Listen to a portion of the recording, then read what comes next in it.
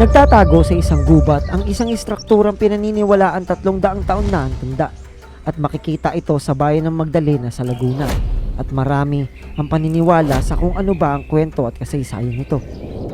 Ayon sa ilan, isa ito noong daungan ng barko o bangka dahil noon raw ay dagat ang kagubatan na nakakasakop dito. Dati rin daw ay isa itong military checkpoint ng panahon ng mga Kastila. Dito raw noon dumadaan ng mga tao tuwing tumatawid ng mga kabayanan. Upang malaman kung ano nga ba ang kwento ng istrukturang ito, ay pumunta kami sa Barangay Burlungan sa bayan ng Magdalena sa Laguna upang personal na mabisita ang lugar na ito. So andito na tayo ngayon sa bundok kung nasan makikita yung Bahay Kastila. Dahil wala kaming guide, hindi namin alam kung saan namin hahanapin. Ang alam ko, somewhere lang dito yun. Nakita ko kasi parang nakatago siya sa gubat. So mula rito sa malawak na parte na to, medyo mahirap siyang hanapin. Lawak ng lugar na to oh. Upang malaman natin ang posibleng tanda ng istruktura ay alamin muna natin ang maikling kasaysayan ng bayan kung saan ito nakatayo. Ang bayan ng Magdalena na noon ay baryo lamang ng bayan ng Mayhay. Na magkaroon ng petisyon noong September 15, 1819 na ipresenta ng mga residente ng baryo upang gumawa ng bago ay sa sunod na taon ay naproklama na at naging ganap na itong bayan noong January 18, 1820. Na may orihinal na pangalang Magdalena de Ambling na ipinangalan sa patrong santo na si Mary Magdalene at sa ilalim ni Governor General Don Mariano Fernandez de Polgueras ay nasa katuparan ito.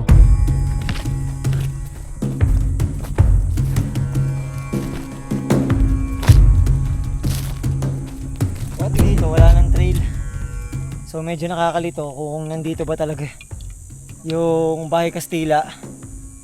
Kasi wala nang makitang daanan. Akala namin ay magiging madali ang paghahanap namin sa Bahay Kastila kahit na wala kaming kuwaing guide. Pero ito pala ang pinakamaling gagawin ko sa paglalakbay na ito. Bukuhan na to Bukuhan na. Oo, negative na to. Dito tayo sa kalagitnaan ng gubat. Dito tayo galing kanina. Dito tayo pumasok. Tapos nandito tayo ngayon. So, hindi ko alam kung saan natin makikita yun. Halos hindi kasi namin makita dahil natatakpan ng mga puno. So, kailangan talaga namin mga para makita namin. Dahil nga hindi namin alam kung saan ba talaga eksaktong nakatayo sa gubat na ito, ang istrukturang hinahanap namin ay marami kaming napuntahang mga lugar na nakakalito. At minsan ay inakala ko na nandito na at malapit na kami. Dito na. Yung puno na yan, sa tingin ko nandito sa gubat na to. Makikita siya. Hindi ko alam kung dito na, pero parang may pakiramdam ako na dito na siya. Kita nyo parang wala nang daanan Sa paglipas ng ilang oras namin paghahanap ay nararamdaman na namin na tila hindi na namin ito makikita. Pero pinagpatuloy pa rin namin ang paghahanap. Sinuyod namin ang buong gubat at tinignan ang mga kasulok-sulukan nito. Pero bigo kaming mahanap ang istruktura at dito ay nag-iisip na kami kung babalik ba kami kung saan kami nagmula upang makahanap ng taong makakasama sa amin. Dito tayo sa kalagitnaan ng gubat. Dito tayo galing kanina. Dito tayo pumasok. Tapos nandito tayo ngayon. So, hindi ko alam kung Dahil nga malayo na kami sa lugar kung saan kami nagsimula, ay pinagpatuloy na lang namin ang paghahanap at umaasang makikita na namin ito dahil ilang oras na kaming nasa gubat. Pero mas lumala pa ito nang marating namin ang dulo ng gubat kung saan makikita ang ilog ng Pagsanhan na nasasakupan ng lugar na ito. At sobrang layo nito mula sa pinagmulan namin.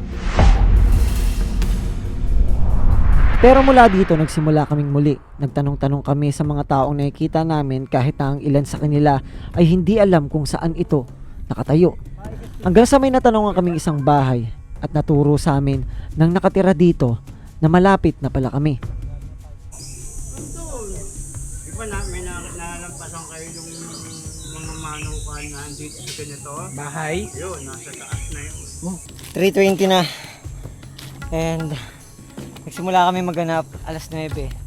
Pero to be fair, parang napatagal lang kami kasi paikot-ikot kami sa gubat. Tapos, nung narating namin yung ilog, doon kami naligo kanina.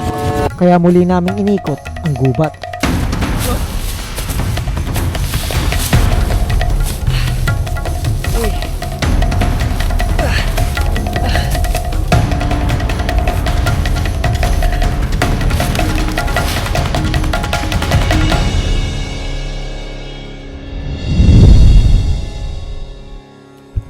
Whew, 5 oras.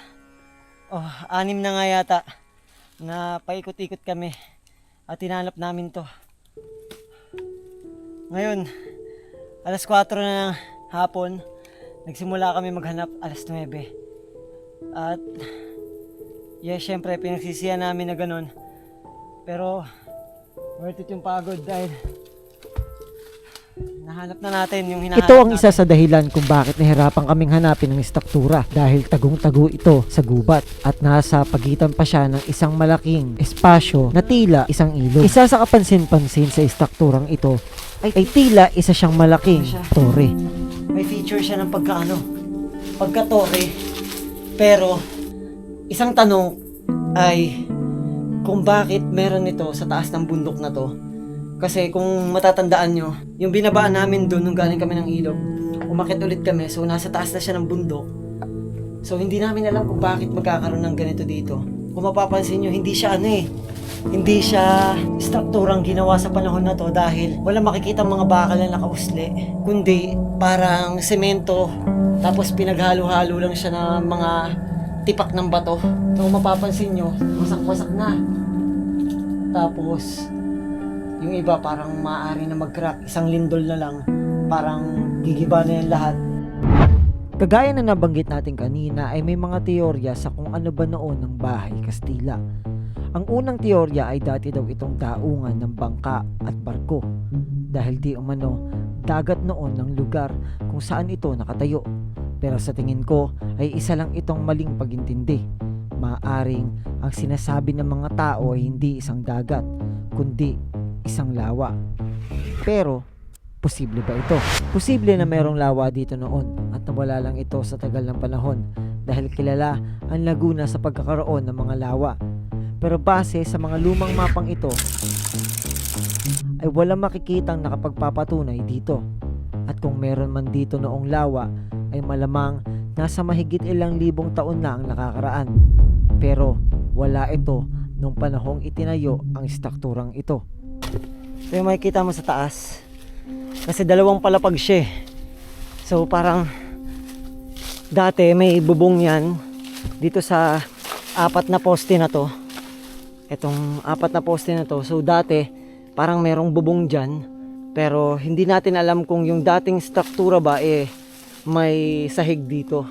So most likely tore to na itinayo noon pa kasi base nga dun sa mga ginamit na materyales sa kanya is yung method dati sa paggawa ng mga strukturang kagaya nito. Base sa mga impormasyon na nakalap namin, Kastila daw talaga ang gumawa nito dito. So, ito na yung pinakataas. Kung makikita nyo. Kung makikita nyo dun, parang dati may platform to na gumiba. At parang mas malalim pa to. Yung baba niya parang mas malalim pa. Parang may isasagad pa siya pag hinukay mo. So, mula dito sa taas, makikita mo rin na ito, may mga ganto sa gilid. Ayan o. Yung parang may mga sobra-sobra. So, di ba parang ang lumalabas ngayon is dati siyang tore or checkpoint nga. Kasi yun din yung isa sa mga teorya ng mga residente dito na isa daw tong checkpoint noon. Tignan natin ang ilang impormasyon na maaari magpatunay sa teoryang ito. Noong panahon ng mga Kastila ang nagpapatupad ng batas ay ang mga tinatawag na Guardia Sibil. Sila ay mga civil guard ng Espanya na nabuo noong 1868 sa Pilipinas at sila ang nagpapatupad ng batas, may kakayahang magpataw ng parusa at kaya nilang umaresto kahit mapagsuspetsahan lang nila ang kanilang makikitang tao. Sa tuwing nagpapatrolya sila ay kasama sa ilang lugar ang lokal na Pilipinong militar na kwadrilleros. Sa mga kabayanan at mga gubat, nag-iikot sila upang mapigilan ang pag-atake ng mga armadong tulisan. Kung isa nga itong checkpoint noon o isang istasyon upang salain ng mga tao, malamang sila ang tumao dito noon.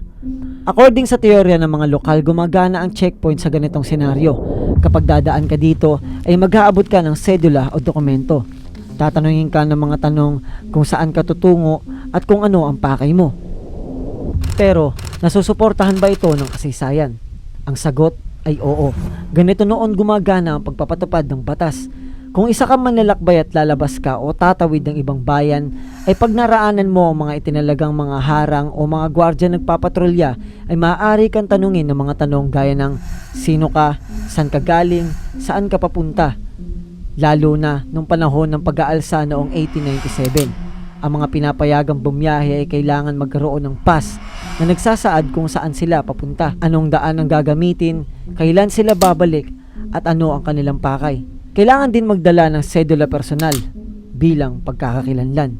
At kung wala kang mapakita ay maaari kang maaresto at sumalang sa isang matinding interogasyon. Pero hindi sa lahat ng lugar ay nangangahulugang may mga checkpoint o mga harang. Pero maaari ding meron noon sa gubat na ito at dito nagaganap sa istrukturang ito. At maaaring Guardia Civil ang nagbabantay dito noon kung talagang ang checkpoint ito dati. Parang posible na checkpoint siya ng mga Kastila noon, lalo na sa mga pumapasok dati sa iba't ibang mga bayan. Siguro, dadaan dito yung tao, tapos mag-ano siya, magbibigay siya ng sedula para makadaan siya. Tapos, paparaanin na siya. Yun, pwede pa kasi ang lalaki nung mga daanan eh. Kasya yung mga bitbitin, kasya yung kabayo. Yun yung mga plausible na pwedeng mangyari kung totoo man yung isa pang teorya na checkpoint to. Parang ganito yung senaryong nangyayari dito. Kung sakali man na dati siyang checkpoint, parang dadaan yung mga tao or kung kabayo man dito para makatawid dun sa kabilang parte ng bundok, which is andyan na yung Pagsanhan River. Tapos, kung tatawid sila papunta dito sa Burlongan part ng Magdalena, is hahanapan sila ng sedula para makadaan. Kung mapapansin nyo dito, sa may taas, meron dong mga butas na parang nilalagyan dati ng mga tubo. Patawid dun sa kabila. Itong butas na to, ay nakonektado siya dun sa sa kabilang butas dun. At ganun din dito sa kabila. Meron din. Ayun o. Konektado din siya dun sa kabila. Pero yung butas sa kabila wala na.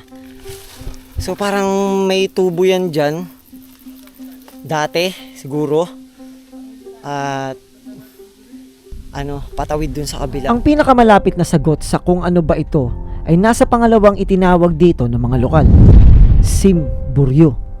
Ang simburyo ay madalas tumutukoy sa isang dome na bubong o isang bilugang bubong na kadalasan makikita sa mga simbahan at isang chapel na siyang nagiging huling hantungan ng mga namayapa bago ito ilibing nung panahon ng mga Kastila. Ang simburyo ay galing sa salitang Espanyol na simburyo, na hango naman sa salitang Latin na simburium. Noong panahon ng pananakop, sumikat ang salitang ito dahil sa madalas gawan ng dome ang mga simbahan at sa ngayon, ito na ang madalas na ginagamit sa tuwing tumutukoy sa isang strukturang may bilugang bubong. Maaari kayang ganito ang itsura noon ng bahay Kastila. May bilugang bubong din noon at maaari kayang dati ay isa din itong maliit na chapel kung saan inilalagak ang mga namayapa noon bago ito ilibing. Madaming teorya pero ito lamang ang impormasyon na malapit at kayang sumagot ng ilang katanungan. Pero ni kahit ako ay di ko alam kung saan dito ang tunay na sagot. Parang ang daming layers nung mga teorya. So hindi mo na alam kung saan ba yung totoo. At magbe-base na lang ako sa kung ano ba yung nakikita ko at kung ano yung nai-imagine ko sa lugar na to noon. At parang mas nananalo yung imagination ko na dati siyang watchtower at isang checkpoint ng mga Kastila noon. At sana balang araw ay maging malinaw ito at magkaroon ng pagkakakilanlan ng kanyang naging ambag sa ating kasaysayan na siyang bumuo kung sino tayo ngayon.